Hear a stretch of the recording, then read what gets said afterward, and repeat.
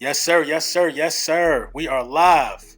Ladies and gentlemen, got my co-host with me today. It's going down. We're going to talk about a plethora of issues. We're going to talk about a little bit of, listen, we just going to get into the meat and potatoes, man. Just introduce yourself. They already know what it is, but introduce yourself.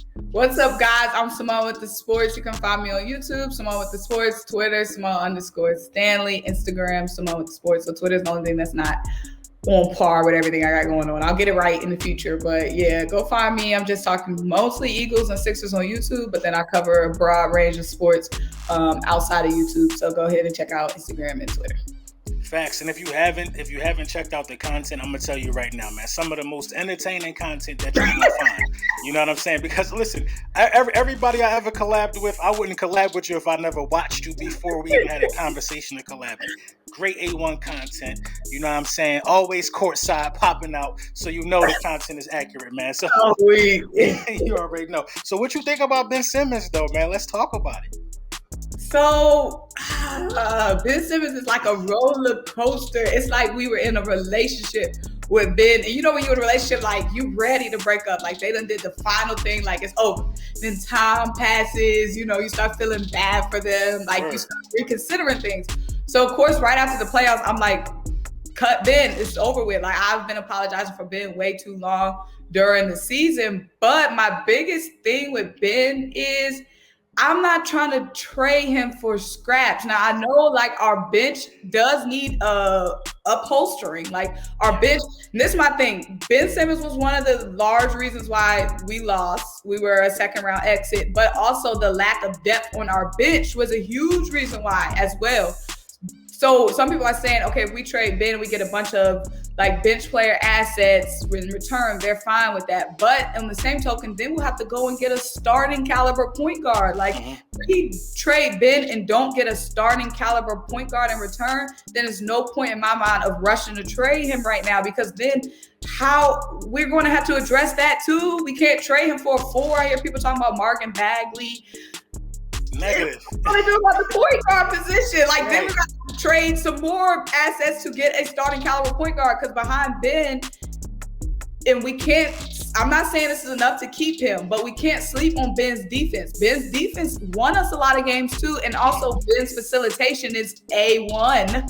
Yeah. It's up there. So we can't sleep on that too. So if we get a mid-grade facilitator, an okay defender at the point guard, but can stretch the floor, is that going to suffice and make up for everything? Like it's a lot of questions. It's a lot of questions with it. And I agree. I'm not trying to get back just a guy who could just basically fill a spot on the roster. You need a point guard that's going to bring what Ben brought. Probably not all his strong suits like defense, but he's going to play defense. But he's at least going to take an open shot. You need another point guard. No, that's true.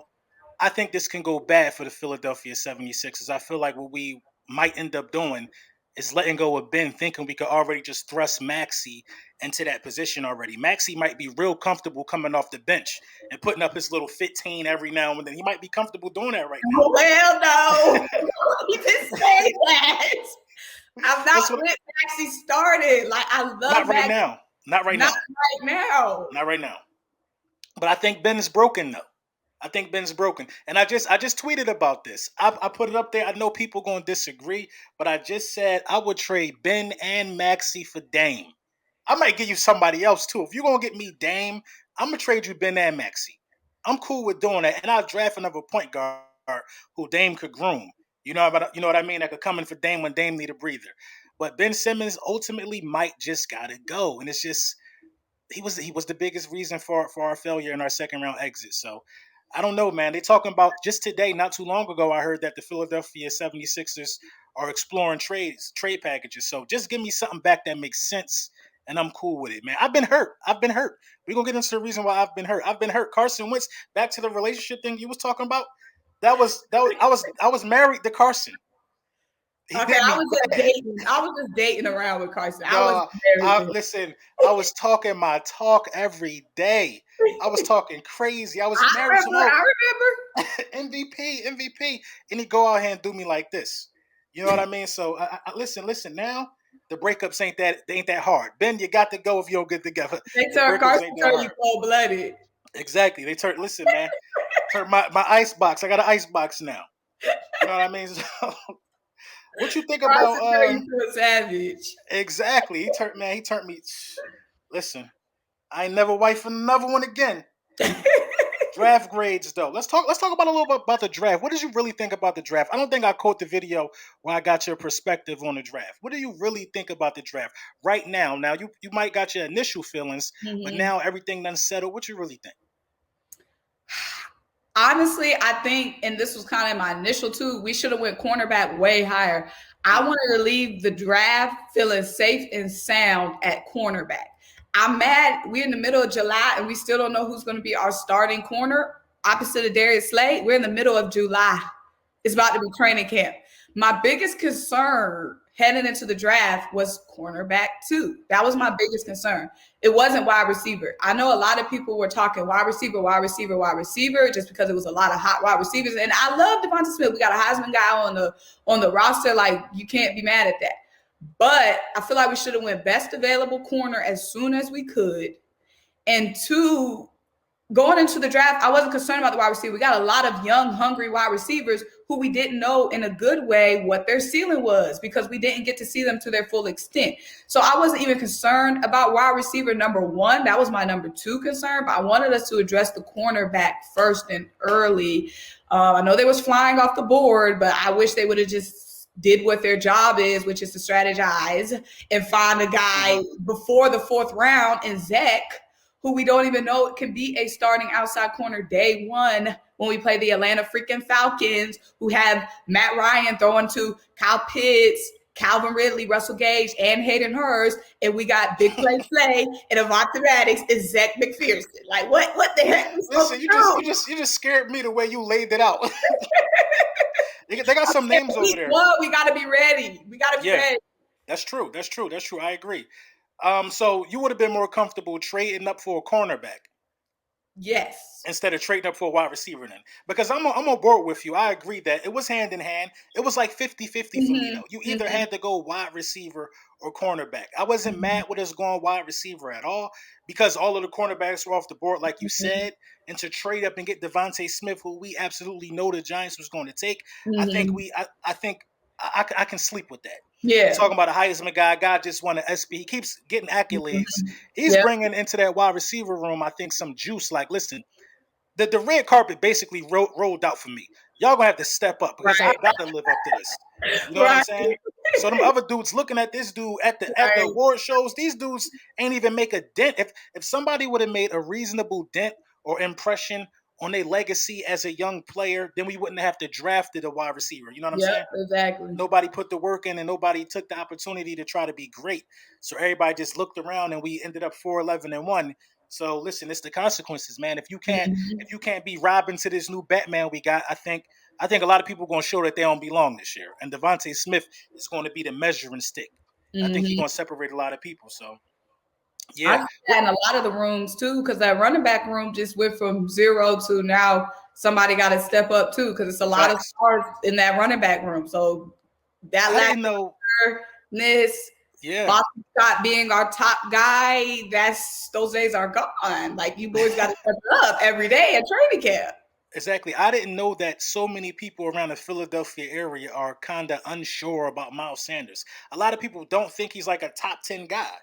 Like a lot of the comments that I've been getting personally, a lot of people are saying that he's unproven. And I don't think that. I think Miles Sanders is a star. He just needs more touches. But a lot of people are unsure about him. So that also can cause, a healthy competition in training camp as well. But as far as I'm concerned with Miles Sanders, he's the guy. Yeah. Landon Dickerson.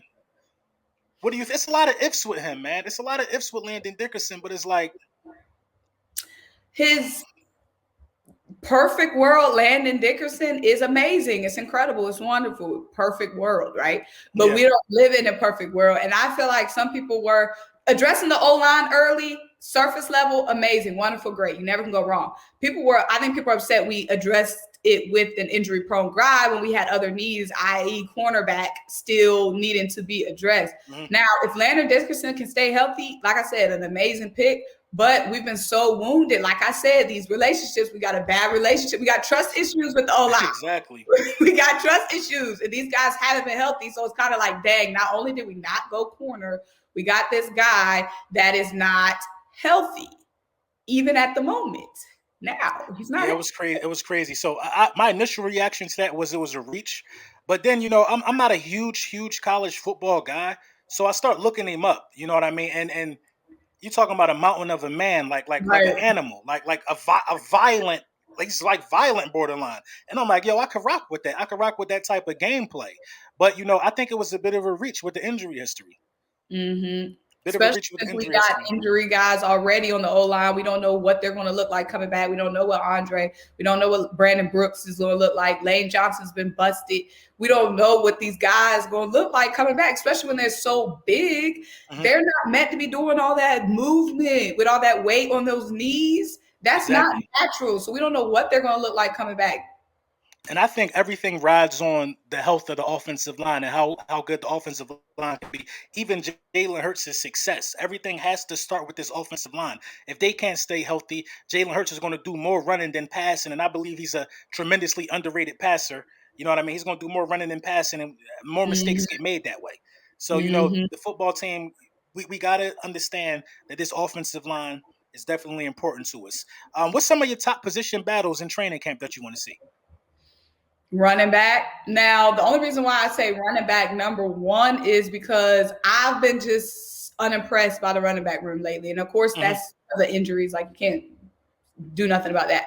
But having Nick Sirianni coming in from the Colts offense was always super exciting to watch, especially not even having no business with the Colts, not even in our division, not in our conference, but they always give a good show on Sundays. And if we can get some replication of that offense in Philly, and it all starts in their running back room, how versatily they're able to use those running backs. Of course, I went to NC State. I was at State with Naheem Hines.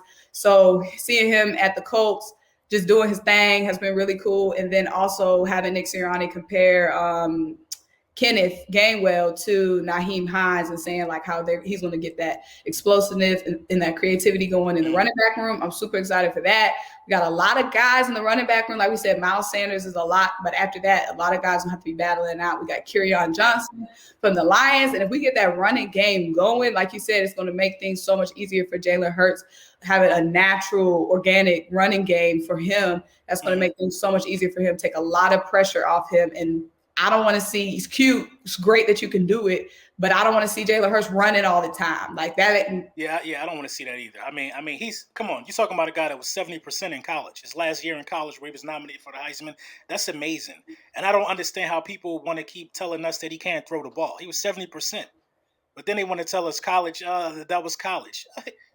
They telling me Zach Wilson is basically Jesus Christ from what he did in college. You know what I mean? So I don't get Right, it, man. I don't get it. right. 70% is good. I think he could pass the ball. I think the running game is going to help him, like you said. But as far as my top position battle, I definitely got to see what's going on with that left tackle position. I'm almost excited because Mm-hmm. the growth that Jordan Mailata has shown us in a very short time and the small sample size we saw out of a first round pick and Andre Diller, I think that's just going to be the clash of the Titans right there, man. I think they really going to battle it out. You know what I I mean? definitely. I'm excited about that one right there. What you think Mhm. about you already talked about your expectations for the cornerback position. You want to have a better or a solid guy at the CB2 spot. So as far as Zach McPherson goes, do you think if we don't bring somebody in, we should try to see what we get out of him, start him from day one, or would you go back with Avonte Maddox simply because you saw something from him at least? You know what I mean? Some trash.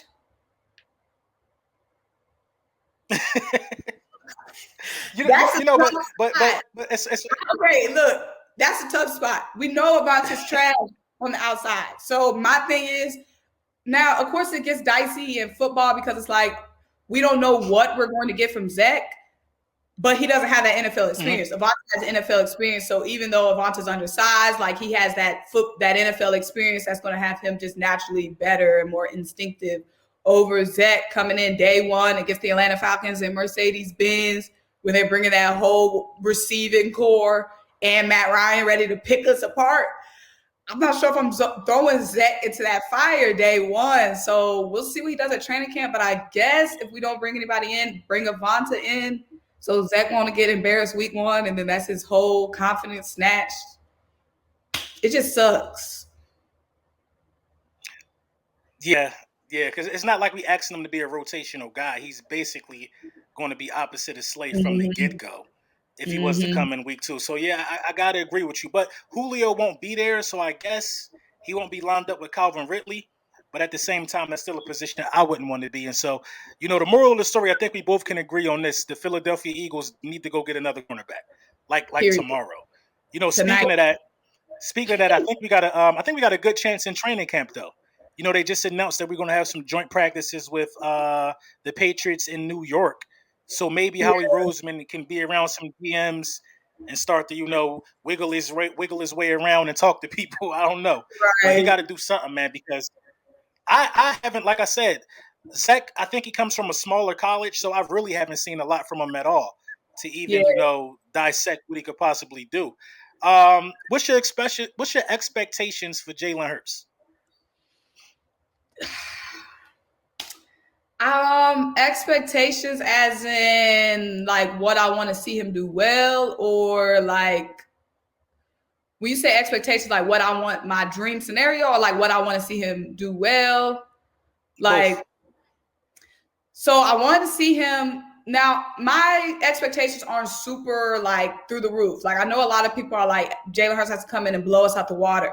But I Mhm. feel like that narrative was created just because of the Carson Wentz controversy. Like, we got to be real with ourselves. If Jalen Hurts comes out week 1, week 2, week 3, week 4 and is amazing, then that's just best case scenario. That's just a dream scenario. But we got to remember the way Jalen Hurts got thrown into the fire last season, those last 4 games last season, all the controversy he's been through this off season as well. So I'm not expecting him to come in and blow us out the first couple of games, but I definitely want to see him improve over the season. Like I said, I don't want to see all those scrambles, all those running plays. I want to see Jalen Hurts being a quarterback and using his arm to win us games. And I have no doubt that Jalen Hurts is doing whatever he needs to do to develop and get better, because he's always shown that he's a guy that's going to be in the gym getting that work in and working and improving what he needs to improve. So I just want to see him using that arm to win us games, being patient as well, being the natural leader like we know he's going to be. But I just hope that he can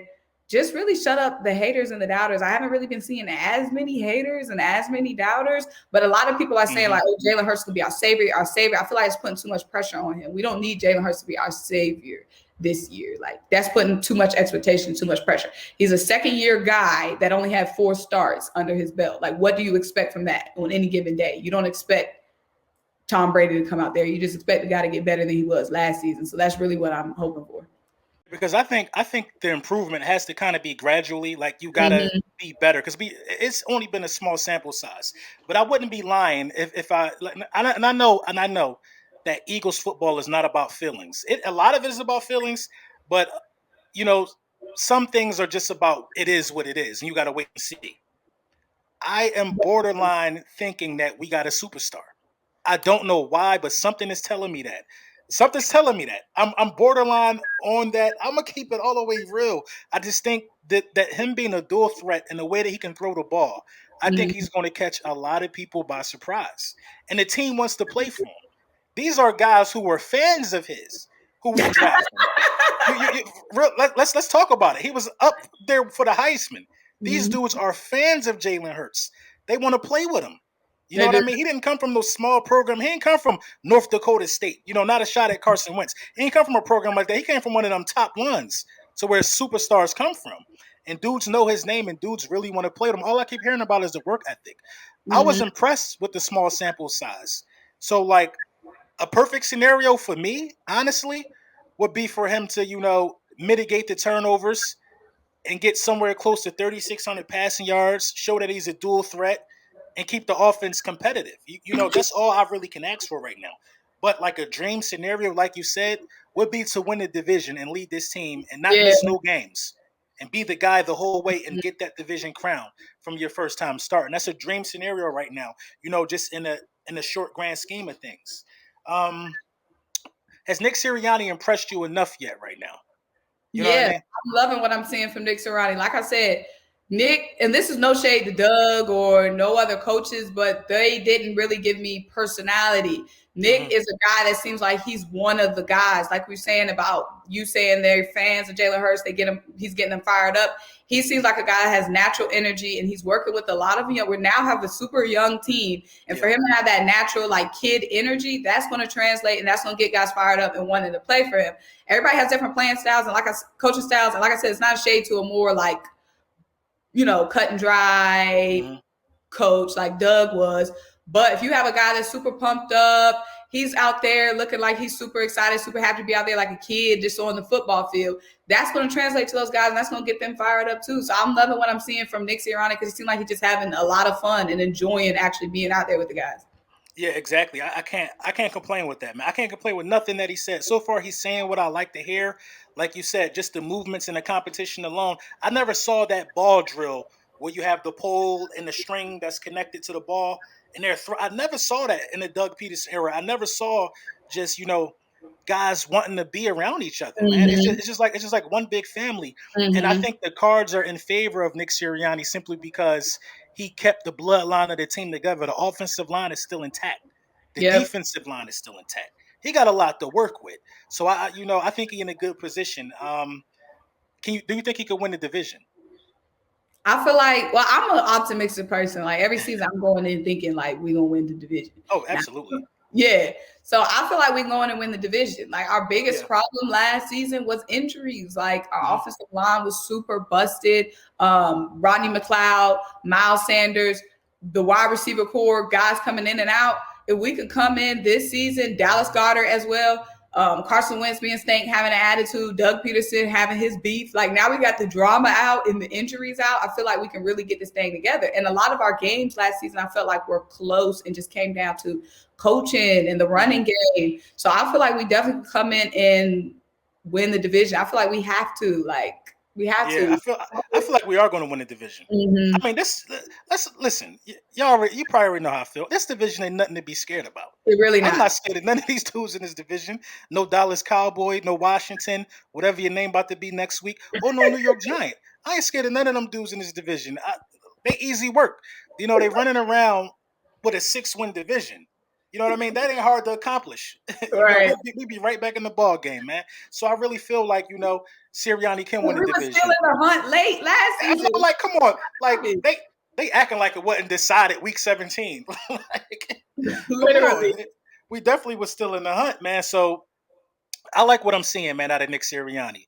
I also like what I'm seeing out of Jonathan Gannon, man. I like the way that he Mhm. approaches the game in terms of putting dudes in the best situation to succeed. I like coaches that have an influence. Jonathan Gannon brought over Eric Wilson, who I got really high hopes for in the linebacking core, Mhm. because the linebacking core ain't never good. Brought over Anthony Harris, who's a very underrated free agent signing. You know what I Mhm. mean? He got influence. I like a guy with influence, man. You ain't never been over here, but you could bring people over here with you. Exactly. That says a I'm lot. with that. It says a lot about you, man. I'm with that, man. I think the coach that has the hardest job though is Aaron Moorhead. I think he got a Mhm. hard job, man. That wide receiver coach position this year, because you got guys this year second. We retained you. You know what I Yep. mean? After going 4-11-1, we had Mhm. to draft another guy for your position that you Yep. coach. You know what I Mhm. mean? So I feel like that the development gotta be there for Jalen Rager this season. Jalen Rager absolutely has to show that he learned something from last season. You know what I mean? What's some brief expectations for him being a second year guy, a guy who you would think would be either the slot or opposite of Devontae Smith? What's some expectations for him? Like we were saying about Hurts, like he has to just show more than he did before, and Hmm. that's not even really on Rager The injury really because hurt him.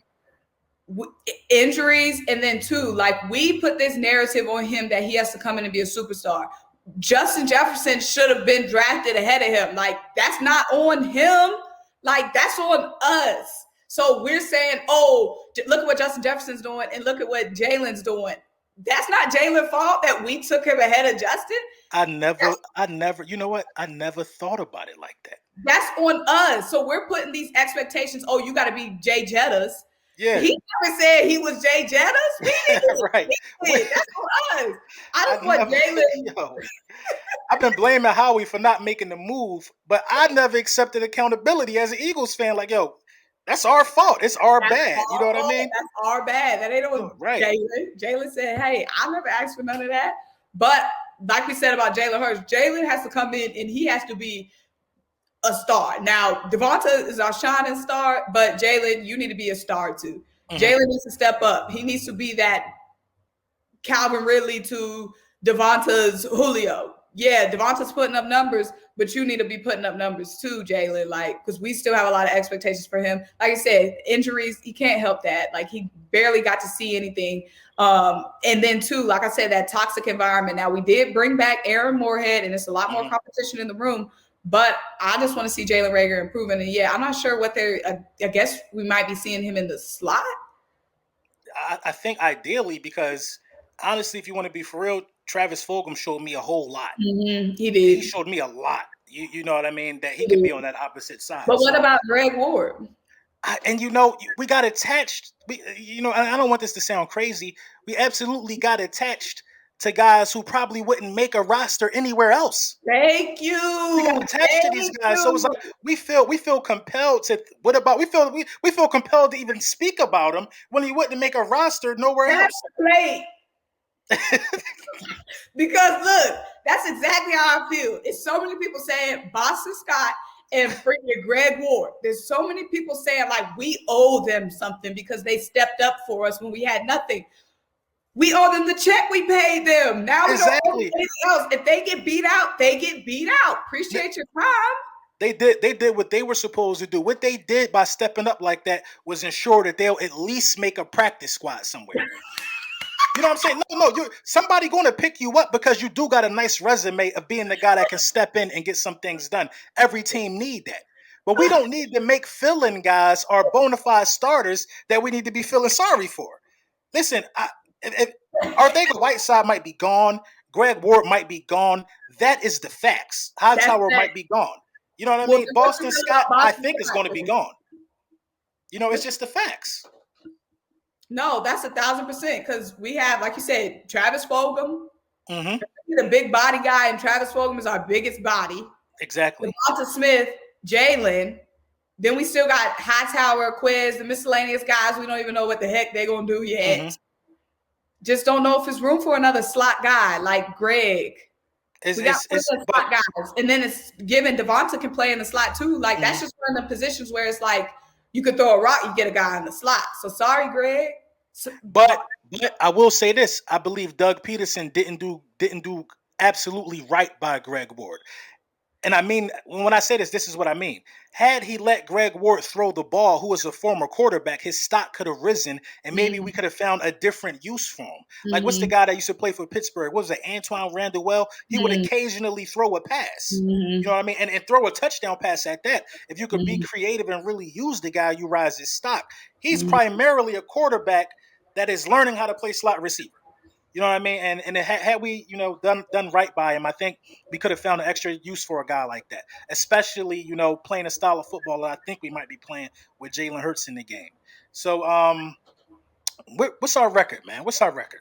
You already think we're going to win a division like I do. How many wins total do you think is going to take for us to do it? So I believe we'll at least go 3-3 in the division. Hopefully we go 4-2 in the NFC East. So let's say we go 4-2. Let's say we go 4-2. Don't know about the Falcons week 1 because, like I said, it's that's week 1. I'm telling you now, we beating them. Look. Like I said, I'm not saying we can't win, but I'm saying I feel it's week 1 and we have a billion new pieces, and this is week 1 on the road, and we have a bunch of new pieces, a bunch of guys we don't even know what the heck they're gonna do yet. Week 1, still working out kinks. But the Falcons, like I said, the Falcons gonna give up 50 points, but they're probably gonna score 57. Like it's gonna be a shootout in my opinion because they don't have no defense. But Matt already has that connection with Calvin. He already has that connection with Russ. He already working on that connection with Kyle Pitts. They got Hayden Hurst as well. All those weapons. Matt's going to be slinging that ball, especially if we got Zach McPherson or Avonte Maddox or the outside. Now, I know they're missing Julio Jones, but that's a big piece, though. It's a big piece. But let me say this. They know how to win without Julio. Julio is hurt all the time, just like our Alshon Jeffrey. They know how to win without Julio because they have to do it all the time because he's never healthy for a full season. So that's a huge piece, but they've been without Julio a billion times before. So week one, I might have to say that might be an L. So I'm gonna say 4-3. We play the Chiefs, right? So do you think we beat the Chiefs and the Bucks? I think in order to win the division, I think you might have to knock one of them off at least. I think you got to get a signature win like that because it's going to build confidence for some of the teams that you probably should beat. I think we're going to catch one of them slipping. Not both, but we're going to catch one of them. Probably the Bucks. See, it's so hard in It's very football. hard.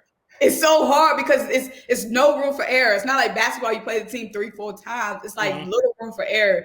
I don't know. I got the Bucks and This the is Chiefs. this is why this this is why I believe we're going to beat Atlanta. At least okay. The Bucks and the Chiefs might be a little too confident, That but Bucks defense. I think we could beat Atlanta. I think that not having Julio is exceptionally different than having to game plan to be without him for a whole season. Now the Yeah. offense don't circulate around doubling Julio. I don't think nobody's going to get doubled.